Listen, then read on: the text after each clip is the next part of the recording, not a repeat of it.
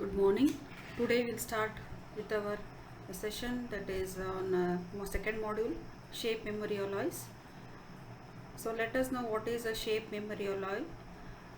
See, the name itself is given as shape memory alloy. So these materials, shape memory alloys, are the materials which have the ability to memorize or remember their shape. So that's why these are called as shape memory alloys. They are abbreviated as SMA. The definition of shape memory alloy is: a shape memory alloy is an alloy that can be deformed when cold but returns to its pre-deformed shape when heated. So these shape memory alloys, they can return to their original shape when they are heated.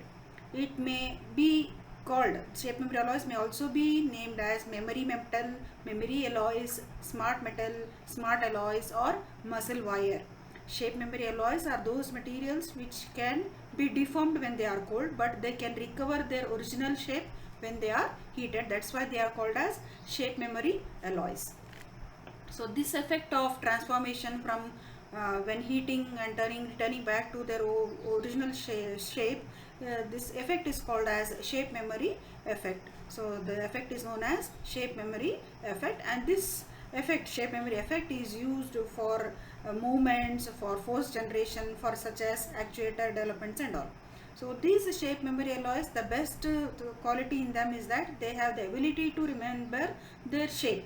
They have the ability to remember their shape. So when they remember the shape only after they are plastically deformed. So shape memory alloys, when they are plastically deformed, they have their ability to remember their shape. So they come back to their original shape by heating only. So shape memory alloys can revert back to their original shape by heating or some other external stimulus, either by heating or some other stimulus. When it is applied on a shape memory alloy, they can get back their original shape. But this recovery of their original shape is possible only when the deformation is within a limit, or when it is within a recoverable range. So the deformation, when it is within a recoverable range, then only they can convert back or recover back to their original shape. The most common element that is used for this shape memory alloy is a nickel titanium alloy. So where the titanium content in it will be 45 to 50%. This nickel titanium alloys, they are commercially available and they are traded under the brand name called as nitinol. So Ni indicates nitinol. So nitinol is nothing but nickel titanium alloy. So that's why it is named as nitinol. There are other elements apart from nickel titanium alloys which are having the performance, or which they behave also similar to a shape memory alloy. So some of them are, so copper, zinc and aluminum, non-titanium alloys, so that such as copper, zinc, aluminum and copper, aluminum, nickel alloys also have shape memory properties. They also behave similar to shape memory alloy materials, but their shape memory performance and mechanical properties are not as good as these nickel titanium alloys. So they also perform similar to shape memory properties, but their performance and mechanical properties are not as good as these nickel titanium alloys. So there is a standard temperature wherein this recovery can be possible for these shape memory alloys. So the temperature of these shape memory alloys, in order to induce that shape memory effect, is determined by their chemical composition. So they based upon the chemical composition and the temperature range. If the temperature range is within -100 to +100 degrees centigrade, then this shape memory alloy, or they show their effect, or they can convert back to their, or revert back to their original shape. Along with this temperature and the chemical composition, another parameter is that when the strain limit for these nickel titanium alloys, or the deformation, if it is within a permissible range, for if it is about 8.5%, then only they can be deformed. If it is, the nickel titanium alloys are used for shape memory materials, then the strain limit for these materials should be about 8.5%, so that which can be deformed and reverted back. Figure shows, two figures are shown in here. So the first figure is the shape memory alloy material transformation process, So these nickel titanium alloys, when this deformation takes place, these two alloys exist between two phases. One is called as martensite, another one is called as austenite. So in the figure we can see that there are four alphabets along the x-axis, that is a transformation process. So MS indicates the martensite start and MF indicates martensite finish. Martensite start, martensite finish. Similarly, we have AS and AF, which indicates austenite start and austenite finish. So this martensite transformation takes place in a particular temperature range. So this range is the one of the main parameters for these shape memory alloys, and it is called as transition temperature. So this is called as transition temperature.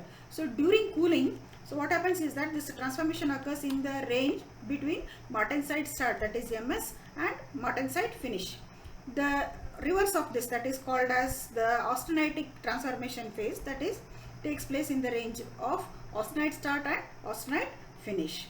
So figure shows the shape memory alloy material transformation process. There are two phases, namely martensite and austenite.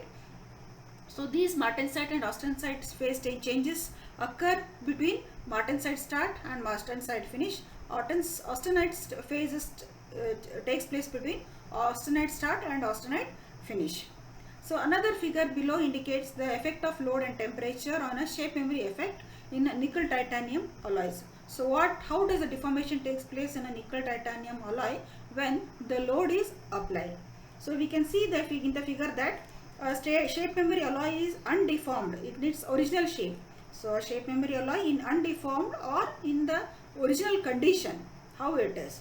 So it exists as a twin martensite. So in its original shape or its undeformed condition, it exists as a twin martensite, as we see at the bottom, below, left hand bottom corner. The microstructure, when you see the microstructure of this twinned martensite, the microstructure of this will consist of grains which are separated by twin boundaries. These twin martensite is deformed under externally applied load. So when loading is applied to this twinned martensite, we can see with the arrow mark indicated, when the loading is applied to this twinned martensite, so the twin boundaries will move to produce a deformed martensite. After loading, this twinned martensite will be moved to produce a deformed martensite. So this is a change that is occurring. So this change is called as displacive transformation. The change in twin martensite to deformed martensite is called as displacive transformation. In this process, what happens is that the atoms will rearrange without the change in the volume. The volume remains the same, but the atoms will be rearranged. Later, the shape memory effect occurs because this deformed martensite will convert back to twinned martensite. Again, this deformed martensite has to come back to its original phase, that is the twin martensite. How does this occur? This occurs by heating. So we can see in the figure that there is an arrow indicating the heating process. So this deformed martensite, after heating, it will convert it into austenite phase, that is this nickel titanium alloy. When it is heated to a moderate temperature, as we just discussed, between -100 degree to 100 degree centigrade, so that time this will convert into austenite phase. This heat will provide that energy needed for this deformed martensite to austenite. So the phase change occurs for this deformed martensite when the heat is provided, so it will convert into austenite. So here during this process, the twinned martensite will be formed. During this deformed martensite will undergo the heating process and it will transform to twin martensite after cooling. Again, after cooling, so this austenite phase, after cooling, we get again this twin martensite. So when deformed martensite converts back into twinned martensite through this austenite phase, the alloy will recover its original shape. So this process wherein the shape memory or the shape change occurs under applied load or external load, and then the shape recovery takes place by heating, can be repeated many number of times. The process of deformation and returning to its original shape of this shape memory alloy can be done for a many number of time. It can be repeated for any number of times so that we can observe the same changes every time in the nickel titanium alloys. Let us know what are the advantages of these shape memory alloys. So some of the advantages are they are biocompatibility. So these shape memory alloys are biocompatibility. They can be used in various fields like medical and all. So they are biocompatible in nature. They can be used in various fields or diverse fields of application, varieties of applications they can be used. For example, they can be used for actuators and all. So they can be used for making frames, they can be used for medical applications and all. So that's why, so they have a huge number of applications. They are used in circuit boards, so that's why they are having the ability to be used in various fields of applications. The major advantage of these shape memory alloys is that they are having good mechanical properties. They possess good mechanical properties and they are strong and they are corrosion resistant also. So these are the advantages. Coming to the disadvantages of these shape memory alloys. So the major drawback of this shape memory alloy is that these shape memory alloys are expensive to manufacture. Their manufacturing cost is more compared to the manufacturing cost of the other materials such as steel and aluminium. Their manufacturing cost is relatively expensive.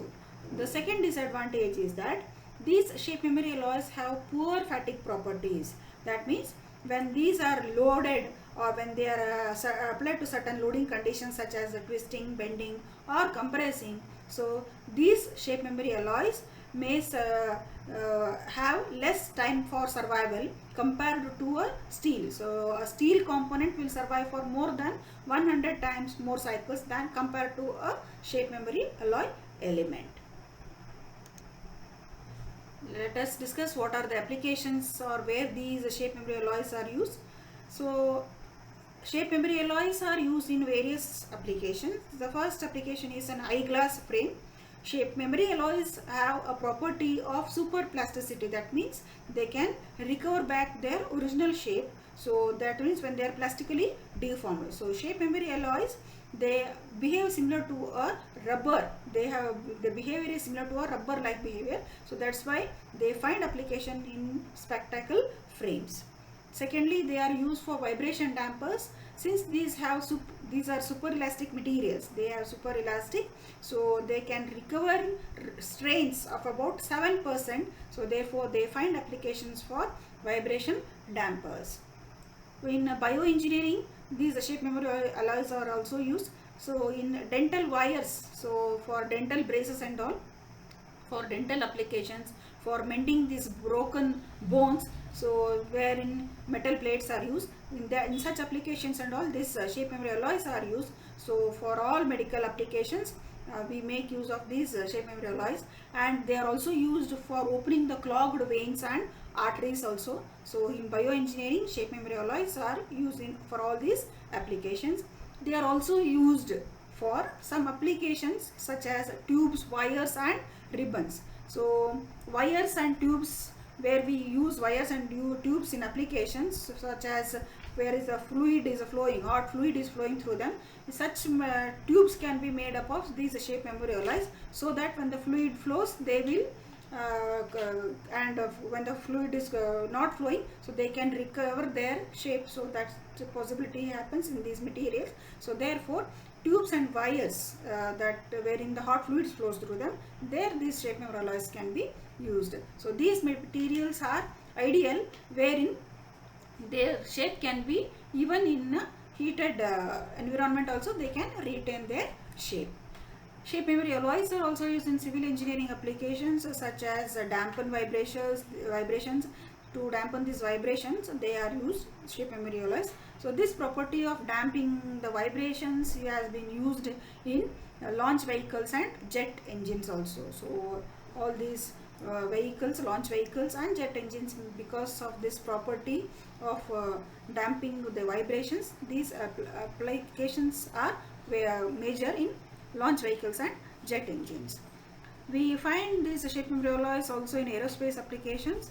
Since these lightweight alloys such as magnesium and scandium, they have the variety of potential in aerospace applications and medical industries. For biodegradable self-expanding strengths and all, we make use of these shape memory alloys. So lightweight alloys such as magnesium, scandium, so they have their applications in aerospace applications.